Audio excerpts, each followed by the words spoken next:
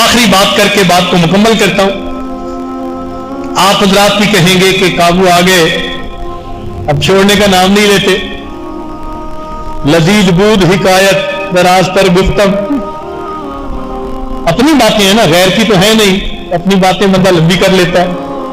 امید ہے کہ آپ معاف فرما دیں گے. ایک واقعہ، بنو قریظہ کا ایک یہودی تاجر ہے، نام ہے سلام بن جبیر. یہ شام آیا اور شام سے اس نے مال تجارت خریدا. ایک غلام بھی بک رہا تھا، نہ شکل اچھی تھی نہ کوئی اور ایسا اس میں ہنر نظر آتا تھا، اور بیچنے والا بھی جان چھڑا رہا تھا، دل خلاصی کر رہا تھا، تو سستا بہت بک رہا تھا. تو وہ کہتے ہیں کہ سستا ہونے کی وجہ سے میں نے کہا چلو یہ بھی خرید لیتے ہیں، کوئی تو لے لے گا، کسی کو غلام کی نوکر کی گھر میں ضرورت ہوگی. اس کا نام تھا سالم، لڑکے کا نام تھا سالم، اور خریدنے والا سلام بن جبیر قریظوی، بنو قریظہ کا بندہ تھا، یہودی تھا. اب وہ لے کے مدینے آیا. اس کا مال تجارت تو ہاتھوں ہاتھ بک گیا.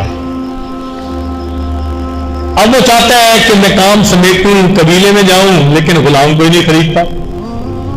جو آتا ہے دیکھتا ہے، کہتا ہے نہ عقل نظر آتی ہے نہ شکل نظر آتی ہے، کیوں خریدے؟ وہ اس کے لیے گلے کا کانٹا بن گیا. ایک ہفتہ 10 دن وہ روز مارکیٹ جاتا اور غلام کو کوئی نہ خریدتا. بڑا پریشان، حتیٰ کہ اس نے یہ فیصلہ کر لیا کہ جب یہ اتنا ہی نکما ہے تو میں اس کو اونی پونی قیمت پہ بیچ دیتا ہوں. جس دن اس نے یہ ارادہ کیا نا، تو مدینہ کی ایک جوان العمر لڑکی تھی، کنواری تھی، سبیتا اس کا نام تھا. سبیتا کہتے ہیں باوقار.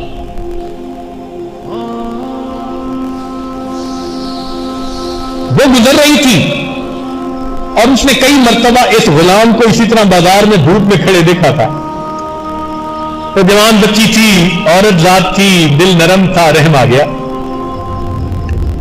اس نے پوچھا سلام سے کہ اس لڑکے کو تم بیچنا چاہتے ہو؟ اس نے کہا ہاں میں بیچنا نہیں چاہتا، میں جان چھڑانا چاہتا ہوں.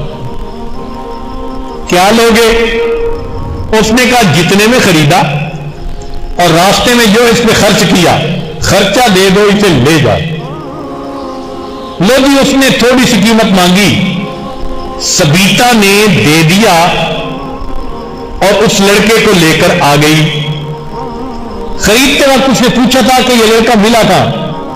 اس نے کہا یوں تھا، اور ایک ماں باپ کا بیٹا تھا اور جدا ہو گیا اور میں لے آیا.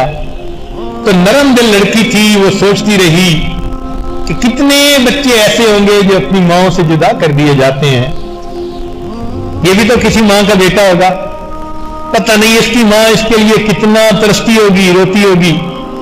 اور سارا دن میں دیکھتی ہوں یہ دھوپ میں کھڑا ہوتا ہے بیچارہ، پسینہ آ رہا ہوتا ہے، پینے کو پانی نہیں، کھانے کو کوئی چیز نہیں، اس طرح اس نے اس کو رکھا ہوا ہے. تو اس نے کہا اچھا میں گھر آتی ہوں اور میں اسی کو اپنا بیٹا بنا لوں گی اور میں شادی نہیں کروں گی. ایسا نہ ہو کہ میری اولاد کے ساتھ بھی کل یہی معاملہ پیش آ جائے. سبیتا نے اس بچے کو اپنے گھر میں جیسے بیٹے کو پالتے ہیں اس طرح پالنا شروع کیا. چنانچہ بچے کو اچھی غذا ملی، محبت ملی، تو وہ تو بھوکا تھا محبت کا. اب اس کے اندر کانفیڈنس آتا گیا، اس کی گروتھ ہونی شروع ہو گئی، باڈی بھی اچھی ہوتی گئی، اس کی صلاحیتیں بھی کھلتی گئی. وہ ڈپریشن میں سے نکل آیا، ترو تازہ چہرہ ہو گیا. اتنے میں مکہ مکرمہ کا ایک قبیلہ، وہ بھی شام گیا ہوا تھا تجارت کے لیے، اس میں ابو حذیفہ ایک صاحب تھے جو تاجر تھے مکہ کے، وہ بھی گئے ہوئے تھے، انہوں نے راستے میں مدینے میں پڑاؤ ڈالا،